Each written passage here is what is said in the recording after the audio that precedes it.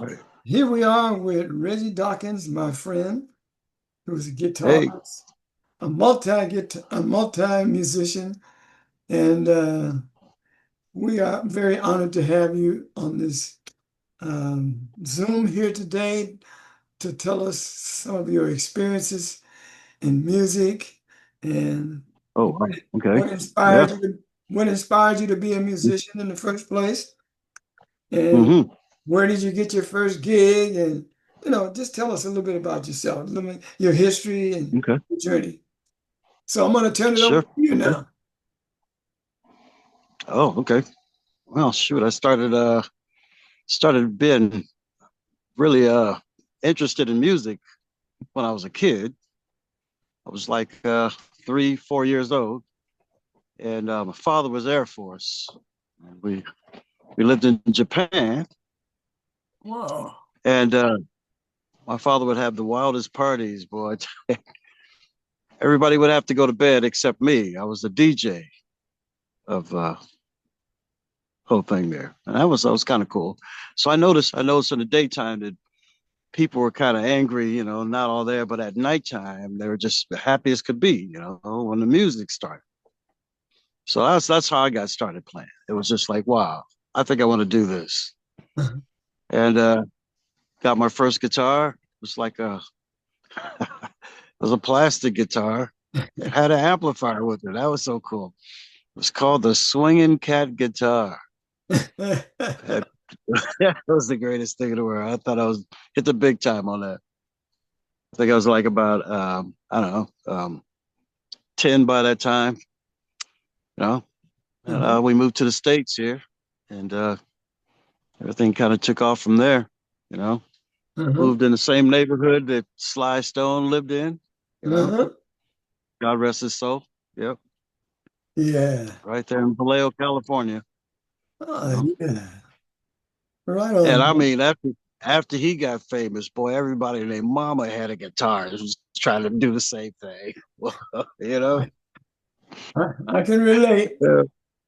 And I was one, There was a band on every street. I kid you not, a band on every street Yeah, I can relate. in our neighborhood, you know.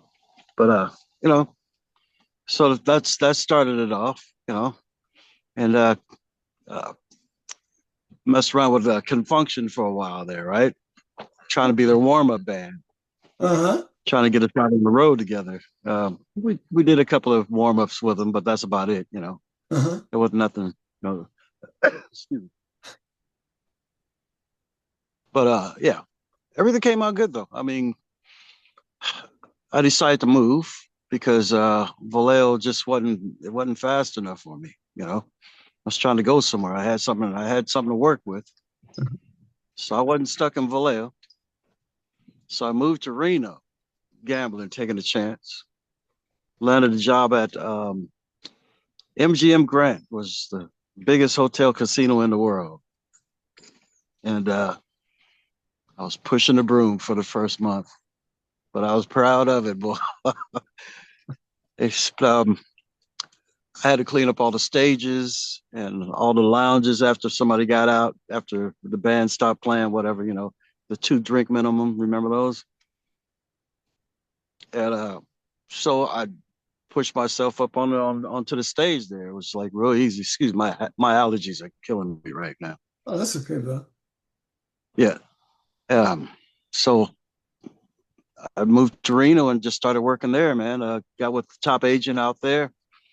Got with one of the top bands and was there forever. You know, just playing around, going to Reno, Vegas, Lake Tahoe, doing the whole circuit. That was a lot of fun. Howard, what year was this? And oh, this was like started in 79. Mm-hmm. 79 to like 80, 89. I think I was there in Okay. Reno. Mm-hmm. Yeah, it was a good job. It was good. Then I moved to Hawaii. Started working for Tom Selleck at one of his places out there, Black Orchid. That was a lot of fun. Uh-huh. So, Huh? got a #1 hit out there with this guy named Buster Jones. Used to be a Talking Heads bass player back in the days. Okay. So he finally put the song out, but I was already back in Reno. It was like, so I couldn't go campaign with him on the song, you know what I mean? But I got my royalties though, so I'm good. Oh, okay. That's Yeah, awesome. yeah. That's awesome. That's Hmm. all that's important, you know. You did that. Yeah, yeah. Yeah. And there's one guy that was on the album, Fiji was his name, right? And he was not even known back there. Now the guy is just blown up. He had this thing called Hawaiian music. And he played some for me. I go, man, that's reggae. He goes, yeah, but it's Hawaiians doing it. I went, okay. And he made it a thing. He made it a thing. He is huge now on the islands out there. Look him up, Fiji. Tell him I sent you. How do you spell it? Huh? Like How do you, Fijian Islands. okay. Yeah. And what island is he on right now? Wahoo? He was on Oahu at the time. I imagine he's not on Oahu anymore. He's probably on a big island in some mansion somewhere,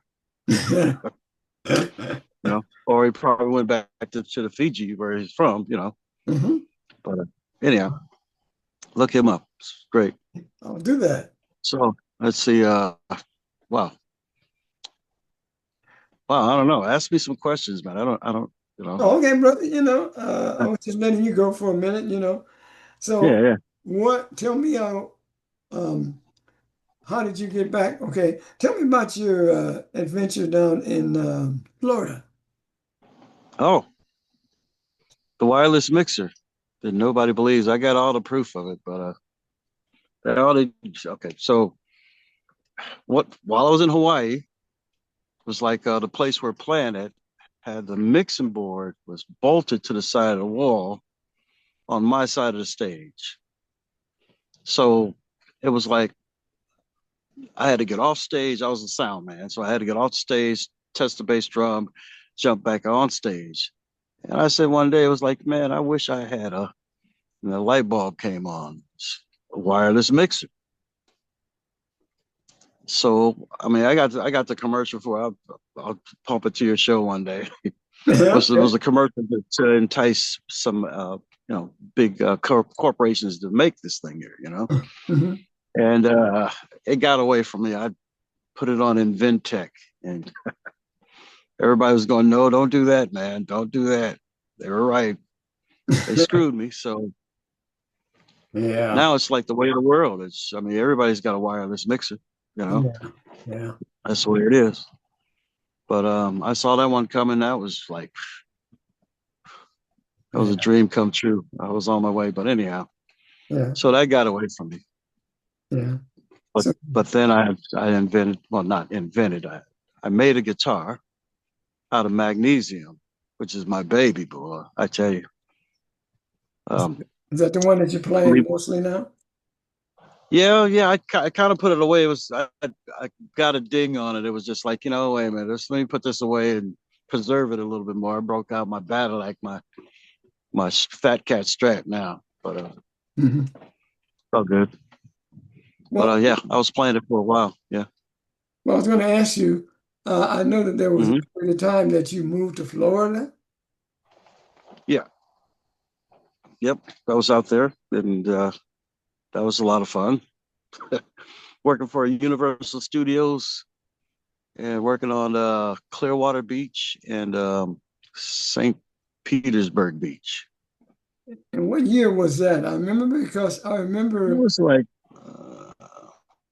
let's say like '02, because '02 to like, I remember go you and ahead. I connecting on a call, and you were telling me, you says, "Man, you ought to come on down here because Yeah, that's right. I, yeah, I, I had the other Frankie J with me. That's what it yeah, was. yeah, right. Oh, I remember that. You know, God rest Remember his soul, man. He died there, boy. you He was remember the that trombone player for Barcades, man. you remember that time we got on the call? He says, "My name is Frankie J." And Yeah, I said, "Well, my that's name is Frankie J." He said, "Well, my name is Frankie J." And then I told him yeah. I told him how old he was. How old I was. He said, "Oh, I'm sorry, sir." That's Frankie. That was funny. That was He was funny. a card, man. He played with everybody. He played with Cameo. It was like when we first met, he comes over to my house and he's going through my CD collection, right? And he pulls out Cameo Live Uh, and points at it like this. I'm like, I don't know who I was talking to on the phone. It was like, I gotta go. One second. And uh, sure enough, there he is on stage on that Cameo Live album. I'm like, okay, yeah, you know, now yeah, I'm paying attention. You know, yeah. um, Parliament Funkadelic. That's how I got introduced to those guys was through him. You know, Uh-huh. so that was cool. Yeah, me and Bigfoot Braley ended up doing a song album together. Well, actually, we did two albums together, but the first one we did was the guy that was fronting the thing that had this unique kind of gravelly voice, rapping, and he died from a heart attack suddenly. Oh, And so that album, yeah, and so we never to get to complete that. We had two albums on him coming out. uh-huh. Oh, wow. So I ended up joining Mutiny, the band Mutiny, Uh-huh. which is Bigfoot Braley from Parliament Funkadelic, right? Uh-huh. And he had this band called Mutiny. It was like they left Funkadelic and he went out on his own. Yeah. And they did a couple albums, and I did the last one with them. It's pretty good. It's called Funk Road. Uh, Mutiny, Mutiny, Funk Road. Check Funk it out. Road, huh? It's on there. It's out there.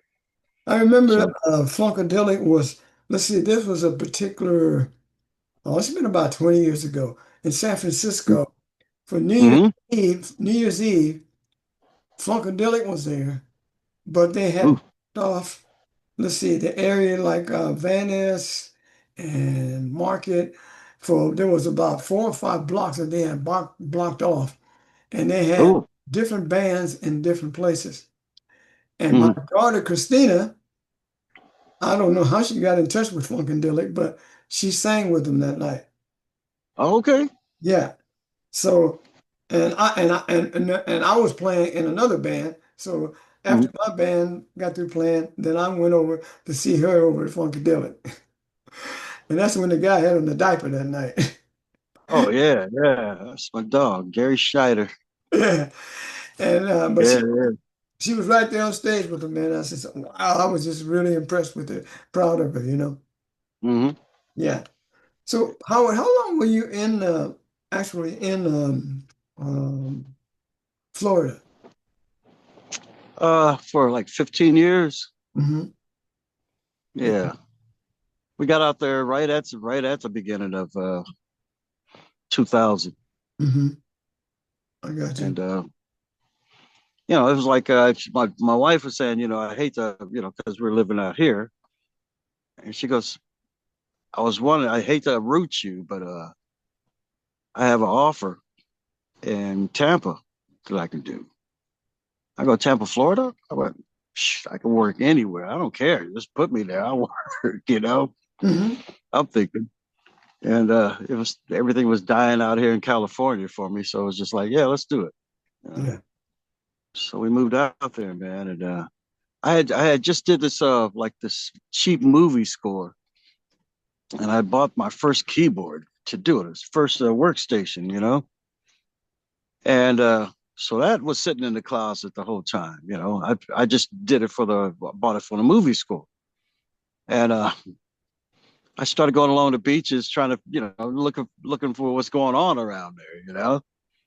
And there was so many solo acts out there. I'm like, wow, they were all doing it to karaoke tapes, guitar player and karaoke tapes. I'm like, okay, we don't need no karaoke tapes, so we can do this ourselves. Yeah. So I started coming out there, man. I started looking around, see what everybody else is doing, and pretty much totally did the opposite of what Yeah. everybody else is doing. Because well, everybody was from there. So, like Jimmy Buffett, Cheeseburger in Paradise was like a hit. Jimmy Buffett was God out there, man. I mean, whoa. Yeah. So, I learned a couple of songs, but I did it my way though. Yeah. Yeah. They kind of like that, but it was like my first gig out there was in Palm Pavilion, and it's in Clearwater Beach there, right? And I called a lady up there. I go, hey, I'd like to do an audition for you. And she goes, well, do you do any country? I go, no, I don't. You know, she goes, do you do any Jimmy Buffett? I just started sinking lower down. I go, no, I don't. She goes, good. I'm sick of that crap. Come on out here and do an audition.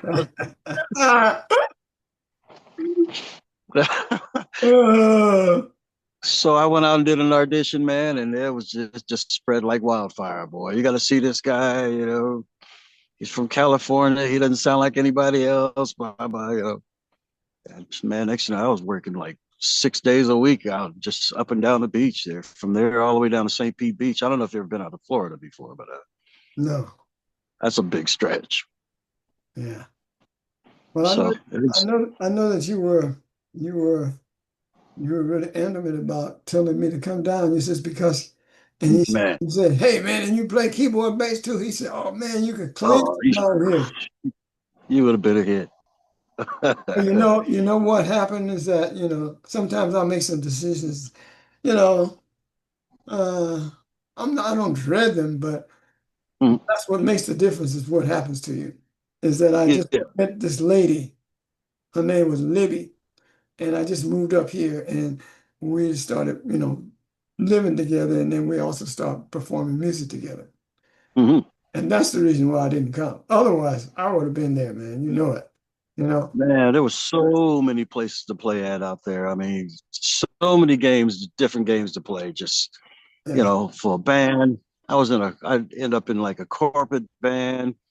We're doing like the Brigadier's parties and all this crap. Some really high end stuff.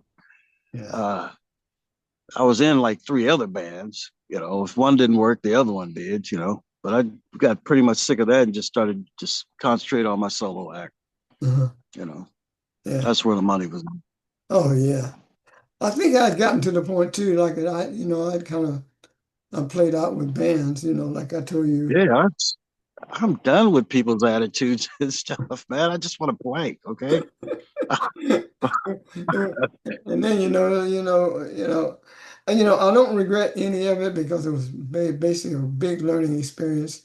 And where I am Yeah, now is sure. like hmm really put me in a really good position right now because I understand that I understand where I was, and now I look at musicians these days and I can see where they are and what Yeah. they're going through, and I can say, oh, okay, yeah, I understand, I understand. Mm-hmm. So, so now that you're up here, Howard, so um, what is, I know we've talked about this before, but where are you right now? How do you feel about where you are right now so far as a number being here in this area playing right now? How do you feel? Do you feel comfortable? Do you feel like you're getting what you want? Or just give me a little idea how you feel about that. Uh, well, I'm comfortable where I'm at. Mhm. If I'm not, I can always just go to another town. I mean, but this is a good spot for me because it's nice and quiet where I live at. As you can hear, outside there's no sirens or anything going on. Mhm. Um, I like here, but I like playing elsewhere. You know, Mhm. like Mhm. Sonoma. I'm doing a lot of work down in Sonoma now, and a couple of the wineries and what have you. And I get to be myself. Because nobody knows me. So, but I'm pretty comfortable where I'm at. My drive is a little bit different now. It's more of get ready to retire type drive. Work as much as you can and you know get as far as you can. Mhm. And try to put out the CD right now. Mhm.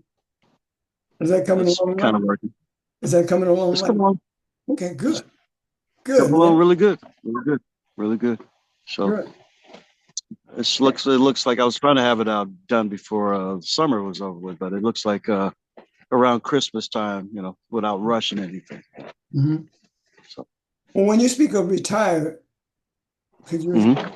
you mean retire from doing gigs? Is that what you mean? Yeah, pretty much, just stop, yeah, and just kind of just concentrate on original stuff. Okay. Just throw something out there, try Yeah. and go that route. Just do nothing but concerts, that's all I want to do, you know. Awesome. Awesome. Yeah. So, so if you had a way of, I'm going to ask you this question. I know you're not prepared for this question, but I'm going to ask it anyway. Oh, okay. Okay. If you had a source of income Hmm. that could sustain you in your music while you're doing what you want to do in your music, uh, Hmm. how would that make you feel? How would you feel about if you had a source of income that could take care of all of your expenses? And even when you went Um, to gigs, even when you went to gigs mhm. and you needed to have big equipment moved, you would have somebody that could help you with that, and you'd be able to compensate them. How would that make you feel? That would make me feel a lot better, if I could just like show up to a gig and I have to lug any gear. Oh yeah, are you volunteering? Oh, yeah. Well, I am not volunteering to do that, but I have, well, let's put it this way. I'm asking that question because that is something that I have been exposed to, how I can create that for myself, but also for Mhm. other musicians. And you're the first one that I'm telling about this. And Okay. because you're the closest. My coach tells me that when I ask her, she says, well, "Who is your perfect customer?" And I says, "Well, I'm not really sure." She says, "It's the person who 10 years ago where you were." So Mm. basically, that's you. You're my perfect customer because you're where I was 10 years ago. Right. Moving Okay. gigs, a lot of gigs, Mhm. moving equipment, getting tired of moving equipment, Ooh. just like you are, same position. Yeah. So, Man, uh, I set up my equipment the other night. It was like, God, I think I need a nap now. and your equipment is a lot heavier than the ones that I used to use. I mean, because you got these big woofers and stuff, I know it's, Yeah, but all that stuff is a lot lighter than it was back in those days. It's way lighter than. I oh, mean, is it? it's like really like my sub. It's like about maybe 60 pounds, and it's an 8-inch sub. Oh, okay. But Okay. yeah, it's just really light. So Yeah. But it, relatively, when I had to move mine, it was it felt heavy, like what you're talking about. When I finished the gig, yeah. I said, "Oh man, I need to rest before I even play." Okay. Whoa. And then at the end of the night, it's like, man, I got to Oh. do this all over again. No, And I don't said, have two gigs in a row. oh, I was doing that when I was out there in Hawaii, not Hawaii, but when I was out in Florida out Uh, there. I mean, I might as well just had a wheelbarrow. I just throw all my stuff in a wheelbarrow. It was like out one driveway into the other one. I mean, yeah, right next door. I was doing like hotel next to hotel in the daytime, afternoon, yeah, and one next to me at night. yeah, And that went on for like a long time. yeah. That used I to be. know, I know one time I tried to do 3 gigs in one night. I did, I did a afternoon gig.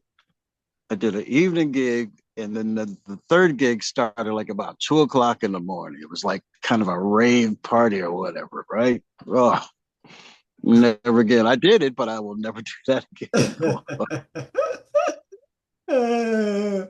Yeah. Well, luckily everybody was all, drugged out or whatever. That gig, I felt like I was too. But yeah.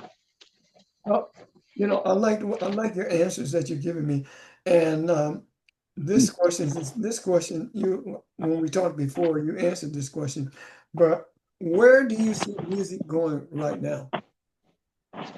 I'm sorry. Say it again one more time. What's the future of music? So like playing gigs Oh, for for the average musician. What do you think?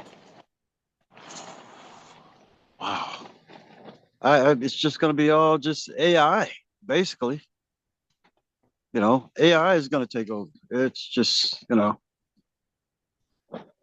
was just playing with it today, and I gave it a scenario, and it spit back something to me. But they're all starting to sound the same. They're all, you know, you can put in the blues, right? And it was like this really plastic blues. It didn't break it out. It was like, oh, my baby gonna leave. Yeah. It was like just, I can't even explain it. It wasn't blues, put it that way. But you know what's interesting? Uh, in my business, we use Mhm. AI to help us to create content because Okay. I go on every I go on TikTok 3 times a day and I Hmm. present content. And we use AI to help us to uh, change and make our content better, whatever we're talking about, give us I some. see. But one thing she says, use AI, she says, but the one thing that it'll never be able to do, it won't be able to be human like you. It won't be like Yeah. you because you're different than this person and you're different than that person and you're different than Yeah. that person. And you just brought out a good point because you said it's on the same, Yeah.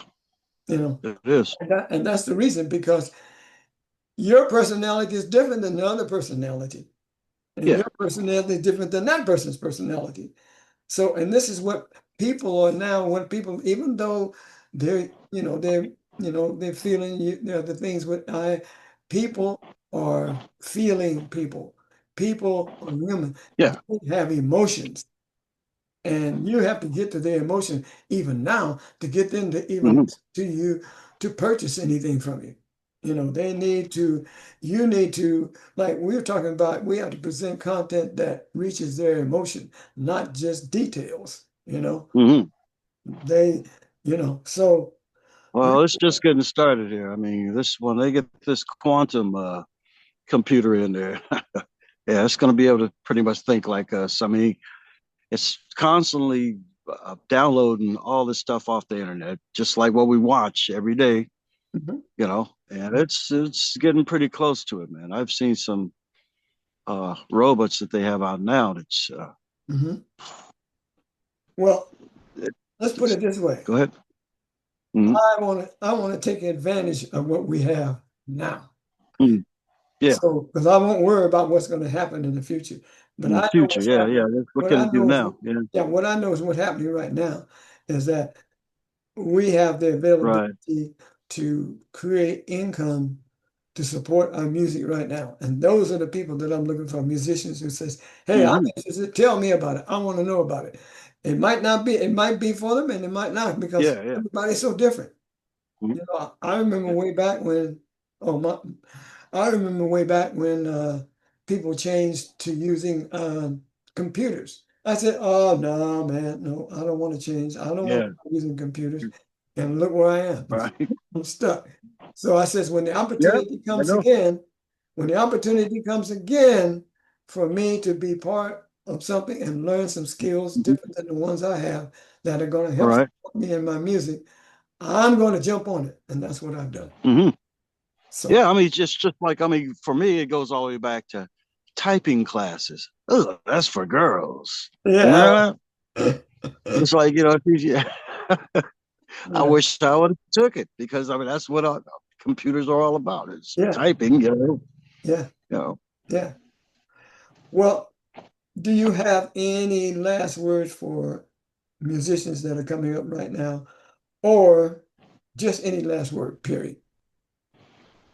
Last words. have a nice day on purpose. Yeah. I love it, man. Well, Peace, man. We'll see you. it's been a real pleasure, man. And Awesome, man.